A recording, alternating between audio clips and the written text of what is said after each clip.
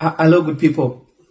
So I promised you that you are going to talk about the presumptive rental income tax, which was introduced by the government of Zimbabwe last year in 2025, but was made effective on the 1st of January 2026, which means this new tax has been effective for the last 3 months, now getting into 4 months.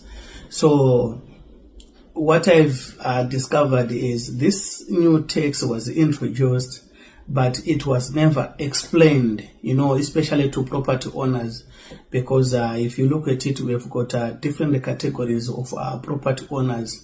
We also have got retirees, people who are now living in their pensions and stuff. So it was never explained if it was going to affect them, and it was never also explained in terms of how many properties one can own and claim to use them, all of them. Let's say you've got one house in Borodale, then you can have another one in Budiriro, but you're not renting them out, they are yours. So it was just written, but it was never explained to people. So there is a lot of confusion coming from that area. The reason why I had to do this video is because I was actually talking to one client who is actually affected by that, because Zimra has come knocking. So we need to talk about that. So basically, what is this presumptive rental income tax? This was a tax that was introduced by the government to make sure that they collect tax on every income you earn on your rental property. So if you read now the tax document, it says they are seeking to achieve, for me, I only noticed about 3 broad objectives there. The first one was to fish out the invisible landlord, because they have come to realize that we have got landlords who are never paying anything. Then the second objective there was just to broaden the tax bracket. Yes, and by law they are correct, because any individual, whenever you earn any income, you are supposed to pay tax on it. So they've come to realize that people are now investing in properties and they are not paying their taxes as well. Then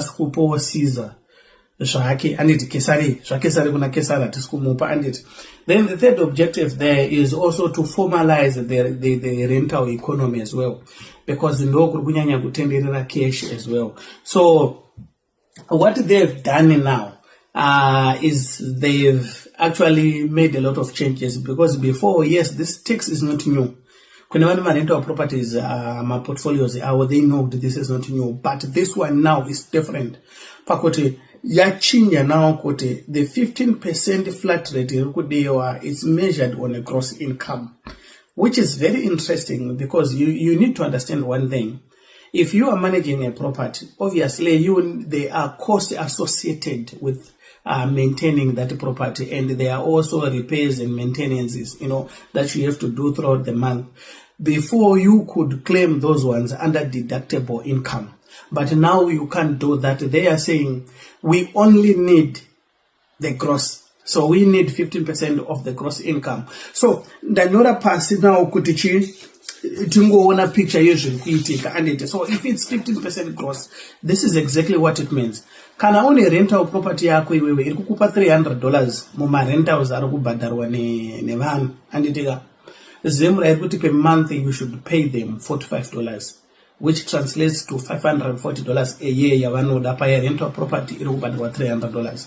Then if you've got a rental property irukubadwa $500 a month, you are supposed to pay them $75 a month, which is equivalent to $900 a year. Then can a property yako ichukupa $600 gross income per month, they need $90 per month ya unobadarako Zimra, which translates to $1,080. If your property is giving you $1,000 a month, you are supposed to pay Zimra $150 a month, which translates to $1,800. Then if your property is giving you $2,000 a month, tax your orphanaku badara ipapo is $300, which is equivalent to $3,600 a year. So when you look at this tax now, 15% on gross income yakawanda kumuno anema properties akawanda. because tinta tone vamwe vanhu kuti pamwedzi chaipo vari kutobhadhara mari dziri kuma $2,000 to $20,000 per month, mari inenge ichidiwa neZimra. Ndo pari kubva public outcry ipapa kuti no taisimbodhidhakta isusu but hatichabvumidzwa kudhidhakta. Then pane vanhu vokuti vane maproperties avo ari kumanejwa nemaproperty property management companies kana kuti real estate companies. Munenge muchivabhadhara on a monthly basis, hamuchabvumidzwa kudhidhakta mari iyoyo muri kuona. So ngatitiwo neproperty iyoyo yauri kurendesa iri kukupa $1,000 a month, then property manager ipapo makawirirana kana kuti 30%, which means uri kumupa something like 300 if I may put it that way. Kana uri kumupa 300 iyoyo, then uri kufanira kubva wazobvisa futi chi 150 iya uri kufanira kupa kuZimra, which means pa property iyoyo une 450 uri kufanira kubvisa. Then kana matoita maintenance ipapo mwedzi iwowo hapana chaunogona kutowana, unoona kuti ungonokesha zero. And murikona. So the reason why they to do that is pane vanhu vakanga kuabuse that facility as well. Zvekuti vanogona kuisa makosa akawandisa zvekuti pa property $1,000 munaigona kubhadhara kana $5 kana $10 kuZimra. So yakabva yabvisa izvozvo ikati no isusu we need it on gross. Kana uchinyura iwewe, that is the whole message yavari kutraya kusenda. But now pane ma key takeaways that I managed to pick, on this rental income tax. And it chinchekutanga ndo zvatataura zvekuti ya flat rate apa chisina zvekunegotiate, then there are no deductibles there. Then the third thing is well pane inonzi a mandatory portfolio registry. So kana munhu une more than 2 houses dzaunadzo dziri kurendwa iwewe, you need to register that portfolio. It's now mandatory. Zvekuti iwewe paunozonzi wakuinvestigate kana kuti wapinda muradha ravo vakumana veZimra avo, kana usina mandatory registry, you are looking at a penalty there. Then the other thing as well, paiswa anonzi mandatory property schedules. Ndo yekuti now iwewe every month you need to submit a sheet rine rentals ese auri kukoleta nema locations awo, you need to submit it on a monthly basis. Ukakwidza rent the same thing. Kunyangwe karamba iri flat, they just said every month end we need your property rent schedule, and it mandatory, ashisiri negotiable izvozvo. So ukajamba obviously pane ma penalties aripo. Then pane ye mandatory registration before 1 January, which means vanhu vazhinji vakaipotsa now. Mandatory registration because last year ndo pakapuwa room yekuti no register and stuff, but a lot of people missed that one. So hatikuzoziva kuti vachaita zvekuita sei, vakangotaura pane mapenalties and stuff, but munhu wese ane maroja right now asina mari yati abhadhara kuZimra kubvira musi wa 1 January watone zvikwereti. That is a fact. So either you go kuZimra munoonesana then woita zvema registrations avo aya vatu vari kuda. But now pakuti uchiregister maproperties ako now kuti ari kurendwa uri kuwana income ipapo, they have managed now to classify avari kuti macategories emaproperty owners. Pane the individual landlord, ndokuti iwewe uneimbo yako haniyo ungorojesa. Kana dzimba dzedu dzana mudhara wedu dzekuti wakasiya imba yawo kuGrenora kana kwaIrenza nditika iri kurojwa iwo vari kumusha. So iyoyo now you need to have a tax clearance. My properties esa yakunzi you need to have a tax clearance. But pane nyaya now pauri kuapply tax clearance as an individual landlord now, wakuti you are not in the business rekurendesa dzimba but ungori neimba yako yawarendesa out yakutokupa income, you need to register as an individual there. So ndo pari kunzi iwo ma requirements acho now we just need to produce an ID, then you need to produce a title deed rather than your dzimba iyoyo kana offer letter. Dzimba dziya dziri kumasization and stuff wakusubmit mapapers ese izvozvo zvamakapuwa nemadeveloper yenyu vakakutengesera nekukanzura acho yese, they will need those ones. Then they also need your lease agreement yauri kurendesa nayo. They need to know kuti rent yauri kurita ipapo imari. So lease agreement iyoyo now ndo yekuti iyoyo inenge yakasainwa nemunhu ari kuroja imomo.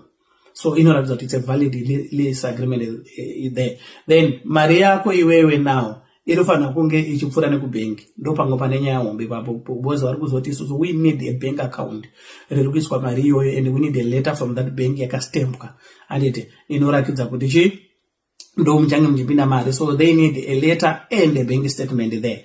Then obviously they will need a Rev 1 form. Rev 1 form ndo rekungoti it's a Zimra registration form rinongodiwa papo to register. So ndo pane nyaya nawo ndopekuti unguriwo munhu ane chimbo chake chaari kungorendesawo and stuff. Then pane vanhu nawo vekuti vane multiple properties, vekuti vamwe vane residential, vamwe vane commercial properties. And it. So kana one multiple properties, you are now mandated to register your property portfolio. And the rules will be register either as a company or as a trust. Then kana mai register as a company or a trust, you are supposed to appoint one representative.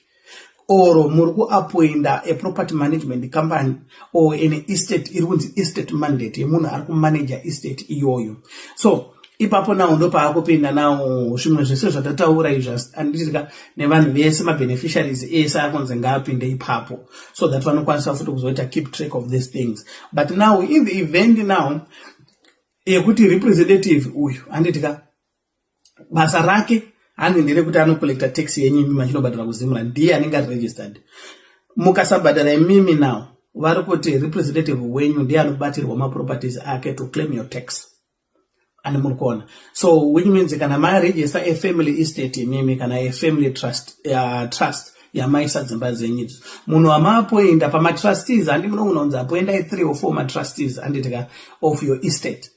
Vanhu vamapoinda sema trustees iwawo imimi mukasabhadhara vari kuenderwa ma individual properties awo and in their individual capacity. And this is something new. Because vakutoendera vanhu direct. So kana yeto in estate ya register, now you need to be very careful kuti muri kucomplain nezvinhu izvi, because kune vamwe vanhu pakati penyu vanogona kuzorasirwa nezvinhu, especially the people wamunenge maappointa kuti ndo matrustee of your estate. And it then the third category now, which is very crucial, uye hama dzangu dziri kudiaspora, pane yakanzi non-resident portfolio. Non-resident portfolio ndo iri kutargeta vanhu vari kudiaspora, because they are now aware kuti kune vanhu vari kudiaspora kuti pavakabuda muno makasiya dzimba dzavo dzichirendwa voenda kudiaspora. Then kune vanhu vari kudiaspora vari kutenga dzimba muZimbabwe nemaproperties, vamwe kutorana ma-commercial properties, ma-warehouse anditika nema-malls. So they are fully aware of that as well. But iwewe uri reside out of Zimbabwe, ndo pakunzi iwewe you must establish a mandatory estate mandate yekuti iyo pane munhu ari kukumanejera ma-assets yayo. And zvinobva zvanobatana futi kuti mimi mukasanobhadhara anditika ma-taxes enye staff, company yamaapoinda kana munhu wamaapoinda as a representative anofanira kunge ari muZimbabwe, so that iwe unokwanisa kuzomuenderawo iye in his or her personal capacity. So kana muri kudiaspora, a representative wenyu haafanira kunge ari munhu ari kudiaspora, munhu afanira kunge ari muZimbabwe, kana kuti company iri registered muZimbabwe yekuti imimi ndo ine chimanage maproperties enyu, so that vane pekuenda kana zvinhu zvaita sezvanetsa. Then mukawerenga document iroro, it's very interesting, it's very long but it's very interesting. Rinozotaura now about ma-areas avari kuziya kuti vanhu vari kutiza nawo tax. Pane nhau yekuti munhu anogona kuti inini ndine chimba changu kuCabs nechimba changu kuBudiriro kana kuGazebo kumabvuku woti chiri kubhadharwa nekeshe, so they will never pick it up. They have put my systems now to make sure kuti vanokubatai. So vaseparata now residential necommercial, kuti ma-issues akanyanya wandira ku-residential ndeaya, ma-issues akanyanya wandira ku-commercial ndeaya. And they have trained their Zimra agents as well to pick and identify these things. So kana kuri ku-commercial space now, because you know une shop yako waidembura waisa zvimatembo zvakaita zvima 1 meter zviya one room yako kupa 1500 kana 2000, ivo pavari kuuya now. Ndosaka muri kuona enforcement iri kuitwa neHarare City Council yawandisa, because they have got a memorandum of understanding nema municipalities nezesa ipapo pari key. So zvavari kuita now, panouya vanhu ve-compliance now, either ve-ZRP compliance unit kana kuti veHarare City Council. Obviously vari kusikuti munhu wese ari papo kunyangwa nechitebo toda shop license. Ane murwana pa shop license iroro, obviously munhu apanonzi unoapply shop license anenge ane lease rinenge rina muridzi weproperty. So that's how they are matching these things as well. So vakazochiona kuti iwo nematenants ese aya uri kubhadharwa mari yako nekesha unangana wakadeposita, there is a big fine, and a big fine yacho vari kuti tinocalculate tax yedu iyoyo from the oldest lease agreement that is available. Ane murwana. So kana une maroja anenge agarisa now wanyura. Ane murwana. Because ngati roja rako rane 10 years apa room mahari mumo pamwe muri kunzi munobhadharwa 1500 per month, so they are going to say 1500 times 12, vawana figure iyoyo over 80 times 10 years and it over 15%. Then penalty iripo yacho ndeyekunzi you pay double the money you are owing, which means let's say pagore waone uko pagore kuti you are owing Zimra $3,000 in taxes, what over what times 2 and it multiplied by 100%, which means wakuita owing $6,000, which you have to pay within 180 days. Failure to do so, vanokwanisa kukiya madhoors ako, vanokwanisa kufreeza ma-assets ako, ukatadza kubhadhara mari iyo on time, obviously they will auction your assets as well. Then kana vafunga kukuchargeawo ne-tax evasion yekuti utobira hurumende wakutoda kubhadhara tax, yatove criminal case, makutosangana court wakuda lawyer rakasimba, otherwise unoenda kujeri. Ani muri kuona.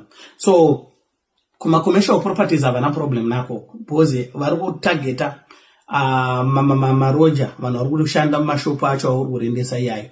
Then the second target yavo now yavari kushanda nayo to enforce compliance now ma-property management companies.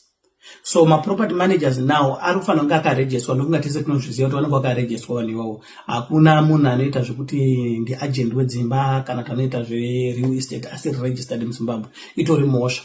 Ndosaka muchiona vakomana vanotsvakirwa mudzimba vai vanenge vaitobhara mhosva ipo paya.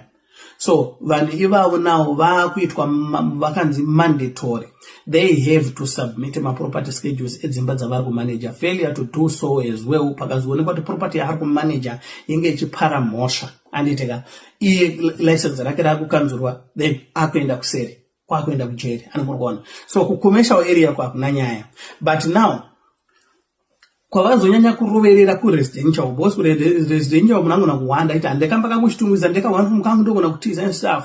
But now this is what they've done now. Vari kushandisa number one maroja ako, roja ndo ramhandu yako hombe now, because kumaroja now vakabva vaisa yanambotaura masikati yaya inonzi whistleblower incentive yekuti roja rako iwewe rikakumhangarira kuti anondokubhadhara rendi but ndikungoisa ise yakadaro, havasi kubhadhara tax vanawo. Ari kuprotectwa nemutemo, ari kunzi pa 3 months wakwanisa kumudzinga, wakwanisa kumukwidzira rent, anokwanisa kutokupa peace order iwewe yekuti usasvike pa 100 meters yepaari kugara pamba pako. Ane muri kuona. So yangonya yekuti kana manetsa nofine maroja yonyana unokongora wotokurova neyengo iyoya. But they believe kuti zviri effective. I don't know kuti zvinoshandika nazvo here. Then imwe strategy yavari kushandisa inotargeta nawo maroja enyu now.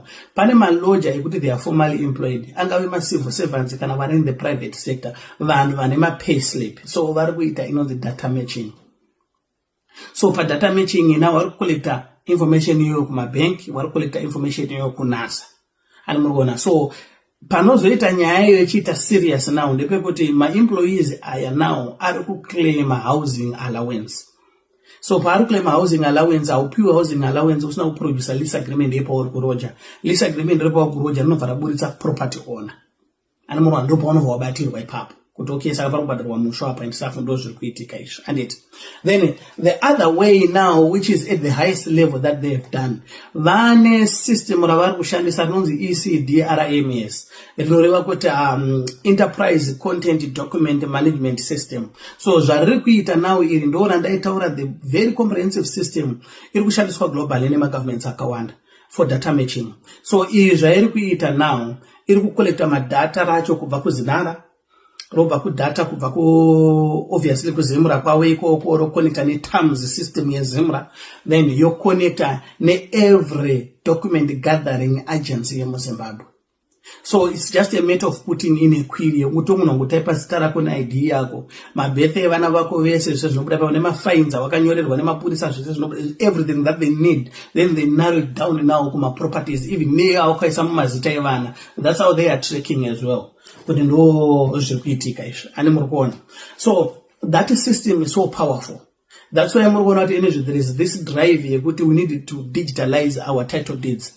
Ndosaka muona ma-title deeds ari kunzi ngaachienda online. Ndo the whole idea, because ndo kusystem hombe rasara rekuti hazvisi online. Kuma-passport takapedza, kuma-IDs takapedza, kuma-license masports akapera. Zimra yakabva introduce term system yawo, every business raakumanikidzwa kuva ne-fiscalized invoice audit. So mungazvitarisa kuti all the other systems ese abatana now kwakasara chete kuma-title deeds. And murugona ku company registry ndofunga a few days ago tatene drama utazobuwa zimwe 2 years and stuff. That is the whole idea. They want all those systems to feed into this ECDM RMS. And muna, this powerful software, it's a very dangerous system. And murugona kune dzimwe nyika futi vari kutokomplaina nayo because auziva kuti kukolekta data ripi, ende data iroro wakahekwa rikapinda mumaoko emunhu asiriwo nawo rinoexpose vanhu, especially the wealthy people vanoexpose vanawo, because data iroro rinotengwa rinotengeswa public market as well. So munhu akakwanisa kuheka, I hope our government now ine robust systems ekuti avahekwe kana pawane mumwe mushanda anoita musarinyasi akalikisa data revanhu iroro, because kune dzimwe nyika kutori nyaya dziri kumacourts because of the ECDM RIMS system rikapinda maoko asiriwo rinoabuswa ane makona. So ndo imwe other way yavari kushandisa. Then they've got an agreement kana kuti memorandum of understanding now neZESA municipality, and you need to understand why. Vari kuita inonzi utility bill analysis. So munhu wese now akaisa a split meter watoparada pawo already, because a split meter inoiswa pamba parikurendwa kana parikugara more than one family. So watoparada pawo, and they are analyzing that. Then ZESA iri kuvapa zvekare data rine chekuenderana nehousehold capacity, because ZESA inenge ichikolekta data ichiri analyzer. So they know kuti on average dzimba dzekubudiriro pamwedzi inoshandisa magetsi akati kana iri one family. Kuborodeo zvinofamba so, Highland zvinofamba so, zvichienda zvakadaro. So now especially my areas ekuti ane garden flats and stuff, yes, anana waterfalls anana maubra akuwanda kuti garden flats gated communities and stuff. That's how they're going to pick those things, because number yema split meter as well, then number consumption yema gets in mvura ndo iri kuataura pattern pane residential. So iri kuvaisa in automatic flag mu ECDM RIMS system redu riya rovhaisa in automatic flag, but those zvari kuflaga izvozvo. So kune vatotanga kutoshanyirwa, ndofunga hadzisi breaking news kune vanhu vane maproperties zvanoto kutaura izvo. Kune vatotanga kutoreceiva nawo manotices avo ekuti uyai tikurukure tionesane kuti zvinhu zvakamira sei, ani muri kuona. So ndo zvavaita kusaidi ikoko. Then imwe nyaya hombe iripo nawo yarida kuti munhu achibata nawo ndeyekuti non compliance inogona kukukuwadza, because unoona kufunga kuti ndogona kuwandisa ndoisa zvinhu muzita remwana kuvana vakabva vaisa iri kunzi proof of funds test. So iwewe kana usina kuregister mwana wako kana hama yako uchaisa muzita rake property iyoyo, anditi vakazvipika kuti haamu mubeneficiary register ranzi by 1 January munhu wese anofanira kunge akaregister mabeneficiaries ese maassets ake, kunyange muchizovaisa mumazita awo individually. Akanga asime momo iwo wane mhosva hombe wakubhadhara kuti double tax plus penalty. And then pane nyaya yekuti mumwe munhu anobva aisa muzita remwana, so vari kuti it's easy to pick those things up because vane an integrated system. So property ikabuda, and ngatiti mwana wangu Liam wanongotaipa Liam musaraga chotobuda kuti chimufana chine 6 years akwanise kutenga imba yekuborodewa, akwanise kutenga imba kana yekugringo kana imba yekuchitumwiza alright. And so they can easily pick it up with, okay, mwana uyu akasainwa imba obvious ndije and baba wacho batai. Then kana ndisina kumuregister mu beneficiary register system manje ya mosha now, because I'm trying to defraud the state. And more. So that's how serious it is. Mashiro companies must there and stuff. Eventually they'll get back to you, because you can have kuchita reverse now. This whole process yacho you know shikapa with agreement of say yaka sign one nan. Maria kabada wakachiva muomwe yani. That's how serious they are. And nyayengo riponde kuti now urumende yedu they want every resource available, and every resource available you know how through taxing you. And I see tax yekuti inyowane nyaya yese yanakambotaura before yekuti nyaya enforcement izvo zvasi kunyatsa kuenforcwa nenzira yazvo zvinofana kuitwa chaizvo, saka izvezvi zvakuita enforcement. So I have noticed that but the first video ndaita pana munhu wanga kutoti no tikubirwa nehurumende ZANU-PF and stuff. No, asirizvo. You need to understand these things. Munhu wese ari kudiaspora they know these things zvazvinyowani. Collect rent iwewe paproperty yako usingabhadhara tax wherever, kana kuSouth Africa chaipo you pay your taxes. So kuZimbabwe kwanga kusina enforcement. Now hurumende yedu now iri kutroya kuti every area ingeri kuleka in terms of enforcement. They are trying to enforce things. And they kwanga kuleka because wananga wasina data and wasina access to data now. That's why they are trying to digitalize everything. So you need to understand that from that angle. Whether we like it or not, it's something new, but chinhu chagara changa chiripo.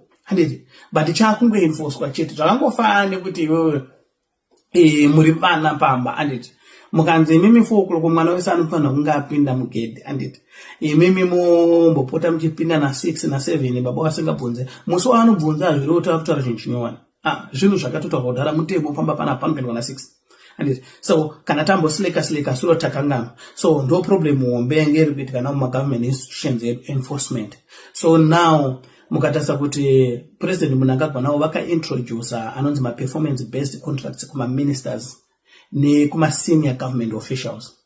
That was a game changer move. Why? Because now we could judge based on your performance. So obviously, panovurwa gore vachisita down se hurumende opana na targets awo nezvoda kuenforcement staff pari kuaudit kwa a ministry.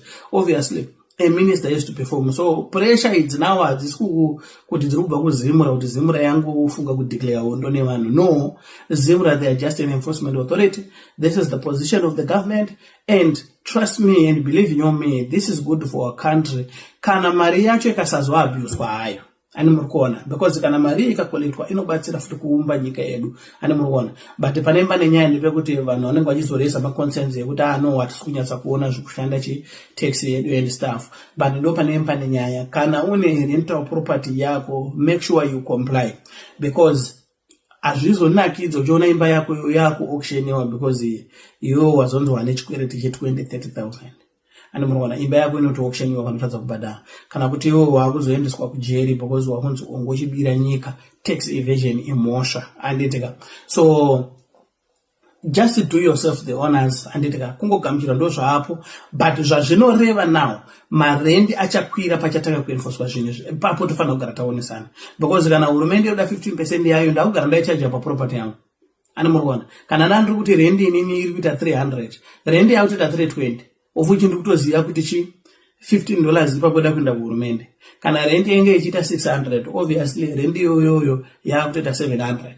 Pozinduzwa panenge mari ichabva ipapo ichienda kuhurumende. So anokuwara nawo ndiroja ndo pane nyaya yacho ipapo, because obviously my property owners, they will find a way to shield or to insulate themselves against these tax shocks.